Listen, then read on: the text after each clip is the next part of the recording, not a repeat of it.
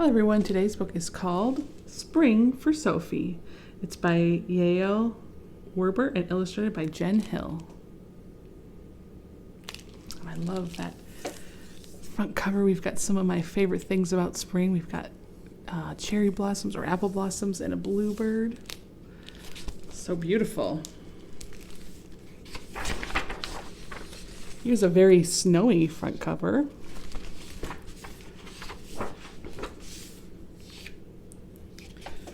Got a snowy scene here.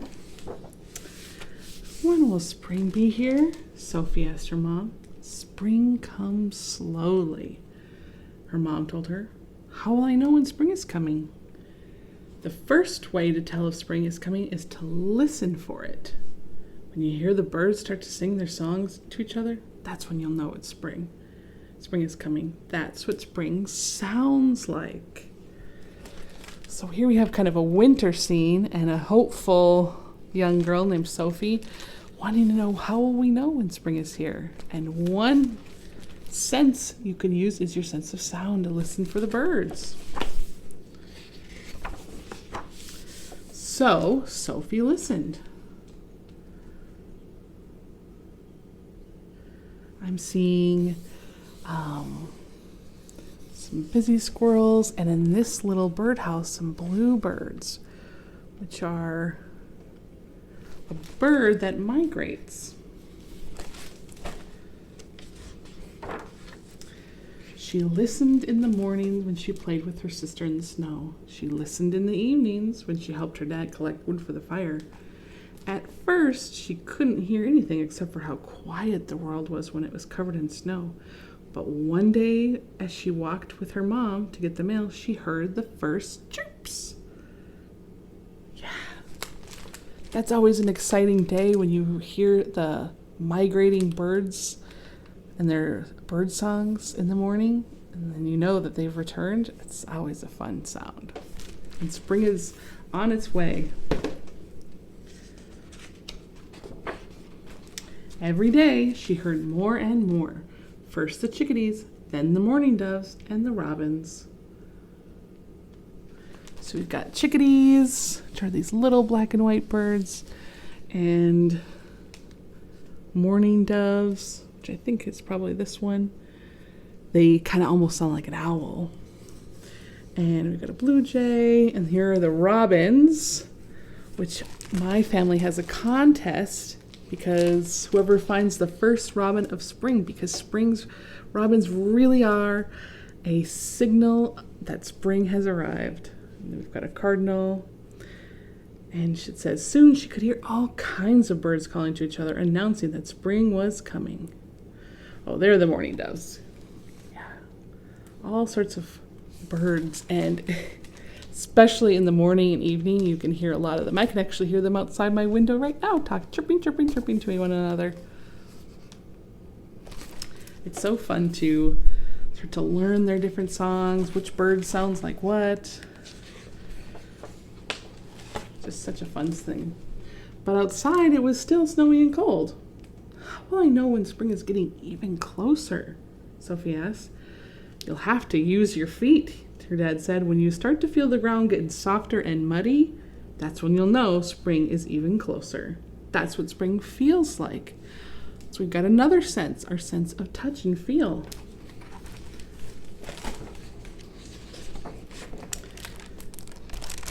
So it looks like she's on a log, skating on the ice, walking in the snow.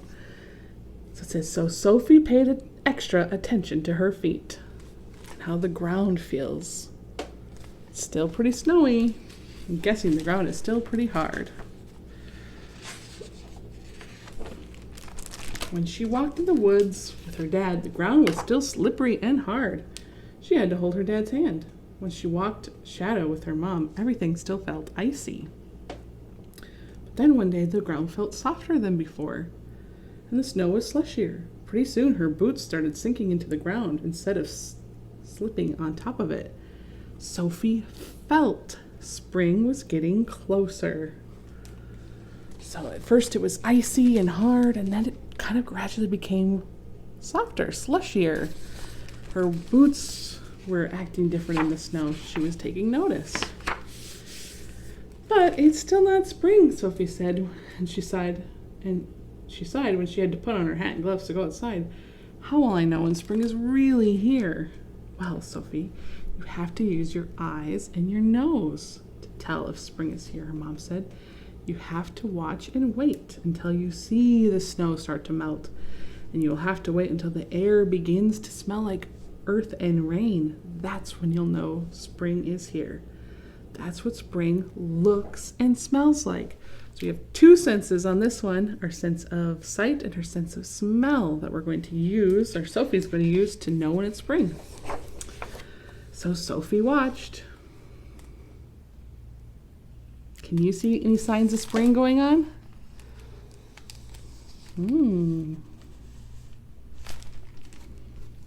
Let's see if Sophie notices them.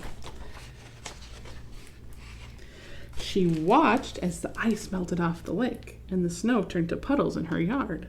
She watched as the flowers pushed up from under the ground and showed their stems. And she watched as new moss covered the rocks in the woods.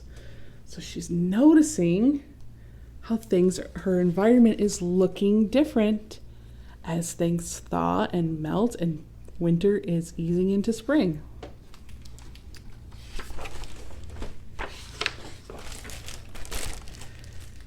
She saw the world turn from white, covered in snow, to green. Look at that. That's one of my favorite times of spring when, especially after a lot of rain, all the green comes back to the world. All the grass and the trees are starting to get leaves again, and the world is green again. It's a fun time. Then one day, after the snow had melted, Sophie smelled the air. She quickly put on her rain boots and raincoat and ran outside. Sophie looked up at the sky as the rain started to fall. "Sophie, what are you doing?" She heard her dad call. So it's starting to rain, which it does very often in spring. April showers, they say.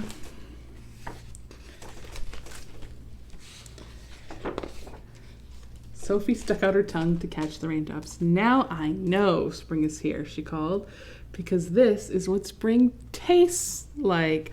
There's our last sense. Now she tasted the spring, the rainwater on her tongue.